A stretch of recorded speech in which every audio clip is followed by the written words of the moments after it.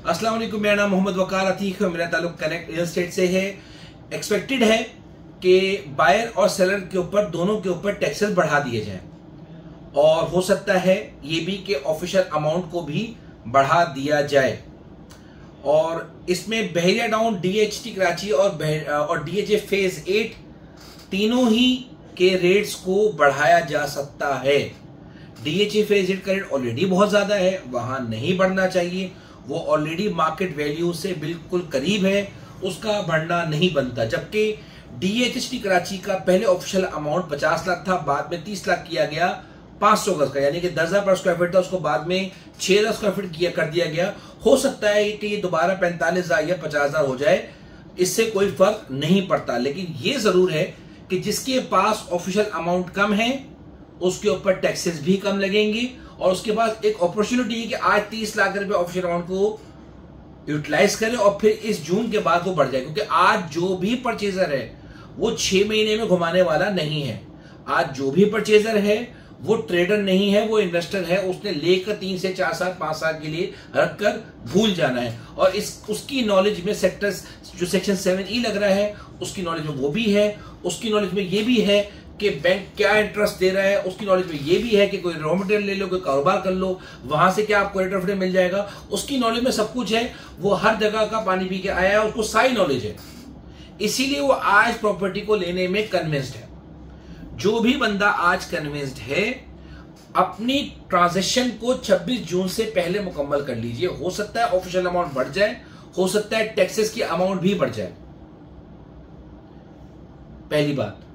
दूसरी बात, आज अगर आपसे ये कोई कह दे कि बजट के बाद मार्केट बेहतर हो जाएगी तो वो गलती पे है, 1000% गलती पे है।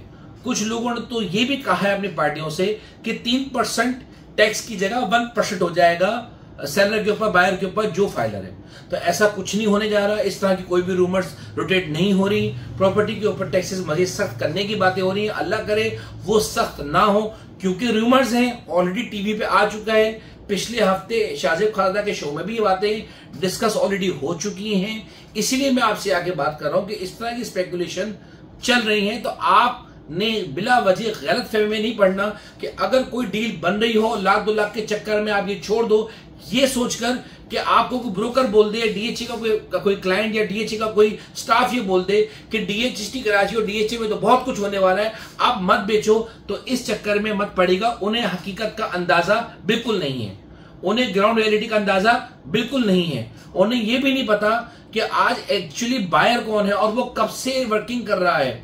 जो भी आज बायर है उसे 125 गज का प्लॉट अगर 23 लाख का चाहिए था, पहले वो 26-27 लाख का मिलता था, तो वो वेट करता था। तो जो भी आज बंदा ले रहा है, परचेसिंग कर रहा है, वो उसके पास 2-3 महीने 4 महीने की ऑलरेडी वर्किंग है। वो सोच समझ के प्रॉपर वर्किंग करके परचेस कर रहा है। कोई भी बंदा मार्केट से, सोशल मीडिया से आज अगर आप बोलें कि बुद्धू बन जाए तो वो नहीं बनेगा। तीसरी सबसे अहम बात समझ लीजिए, ये बात मुझसे बार बार की जाती है कि आप फाइनल अमाउंट कहते हैं और जब प्राइस बताते हैं तो उसके ऊपर डिस्काउंट नहीं होता। यानी कि मैंने अगर कोई चीज 26 लाख की बता दी तो लोग खुलेआम बोलते हैं दे दो 24 लाख की ऑफर। नहीं दे सकते। क्यों नहीं दे सकते? क्योंकि उस प्राइस में 5, 10, 20, 25 से ज्यादा का गैप नहीं होता। 500 गज का प्लॉट मैंने 76 लाख में कोट किया है, तो वो आज 76 में ही बिका है।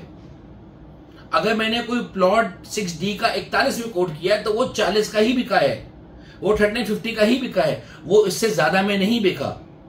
इसी तरह से अगर मैंने कोई चीज कोड कर दी है आपको 108 में, 5A का कोना बताया हुआ 270 नंबर 108 में, तो 104 की ऑफर मौजूद है, तो है। इसमें अब आप मजीद गुंजाइश नहीं कर सकते, क्योंकि जो सेलर है वो ऑलरेडी बहुत ज्यादा नुकसान कर रहा है।